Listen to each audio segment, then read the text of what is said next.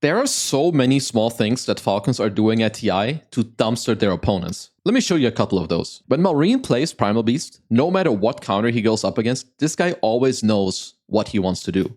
Usually he goes for this play where he likes to smoke himself here, but you can already see that Tundra are drawing on the minimap. They know what's coming. They're already positioning themselves to stop this move level 1. Malrine, he gets stopped a little bit, but this doesn't really matter. This still plays into their overall plan of the game. Because Malrine is playing Primal Beast against Monkey King, which is like one of the worst matchups in the world for Primal Beast mid, he will not go to the first wave. He doesn't want to touch this wave because conceptually he wants to lane against Monkey King as little as possible, which now allows Crit to take the first wave. This is not something you see very often.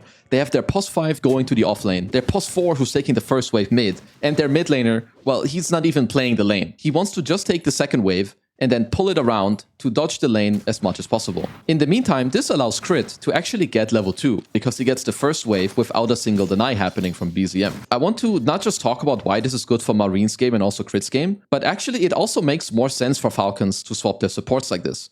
Chen is very good in lane against Pugna, because you have a mana burn creep that scales with depending on how much intelligence your opponents have. Pugna is one of the highest intelligence gain heroes in the entire game, so mana burn is incredibly useful. At the same time, if you have Sneyking going into the safe lane, Chen sucks against Tusk, and Chen sucks against Axe. You don't play aggressive, you don't stop Tusk from creep pulling, so it makes sense for both supports to also lane like this. Now, because Crit got level 2 in the mid lane, let's look at the follow-up play down bottom. So he's already level 2 off of the first wave, and usually when +4s go for this upcoming creep pull, which Saksa goes for now, you have 2 level 1 heroes battling it out. But this is not the case here. You have Crit who's already level 2. He has more damage, and he also has access to a second skill point. So usually a +4 wouldn't take this much pressure here.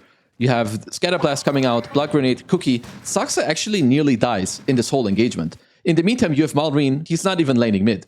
This matters a lot because the second these waves, they don't meet each other. This is the worst thing that can happen for an offlane duo when they pull the wave. The reason why you pull waves is that you get lane equilibrium. But if the support gets to screw around with you so that you don't connect the waves, it really hurts you. At the same time, Crit also stops them from pulling the hard camp. Because this happens, and Skeeter is now level 3 off of the creep, Crit is level 2, and the wave is in such a bad position, Saksa actually goes heavily out of position, and this is where they get first blood. None of this would happen if there's a Chen in this lane with an Abaddon. In the same time mid, something that happens and that Malrine does all the time is that he's gonna continue to find ways to not lane against this Monkey King. So he's gonna onslaught through the wave, and here he's continuously spamming creep aggro to just take these creeps away from Monkey King.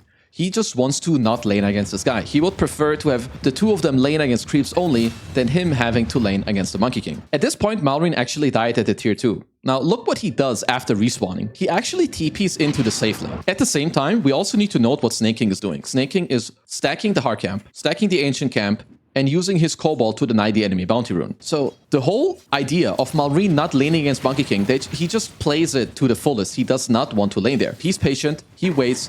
This is a 4-minute tower dive where the mid laner TP'd into the safe lane, and they now kill 33. So after this kill, he's trying to force Monkey King away from mid to come down here, because they have an Abaddon, a Snapfire, and a Primal here.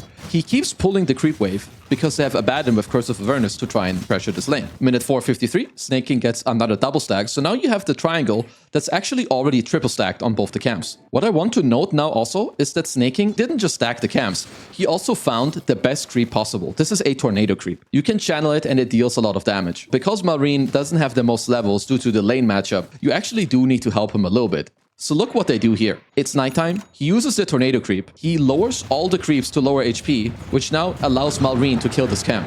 Without this creep, this wouldn't happen. This is just an injection of a triple stack of golden XP into Malrine. The next time that tornado creep is ready, around minute 7, Sneyking just uses it on the ancient creep to ease them up for Malrine. Because they're eased up, and because he has phase boots, he can just trample over them, uses onslaught, he gets level 6, he has a clarity running, he gets to ulti them, and he's now really close when it comes to the levels compared to BZM. At 8:50, Sneyking is in the triangle, gets off another stack, also pulls the creep wave for Malrine, so that there's no creep waves meeting anywhere. 9:50, you have the same story. You have Sneyking stacking the triangle one more time, which means now at minute 10, this is the second time that Malrine already gets a triangle stack. So he's gonna take the creeps together. Because of his facet, he starts with the ult, he gets higher AoE on the trample, and he's gonna end up killing the Ancients.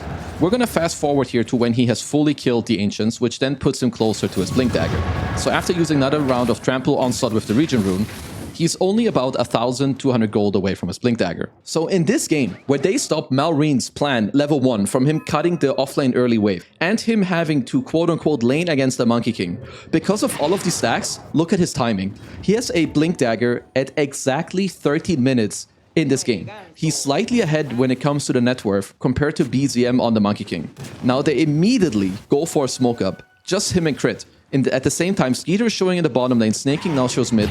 They get the Blink pulverized onto BZM and they get him killed. So at minute 13:20, even though you have Malrine playing against one of the hardest counters for his hero in the entire game, he is ahead in net worth of BZM by more than 500 by the time he respawns, and about a whole level. These are the reasons why this team is so damn good. They know their heroes in and out, they play together, they abuse it and execute it to the fullest. Now that Sneyking isn't stacking the triangle, look who's stacking the triangle. It's Crit. He's gonna stack both, they're gonna go back, they're gonna farm the Ancients. This is Malrine at minute 14:20, who farmed like 10 to 15 stacks. Like, this is absolutely absurd.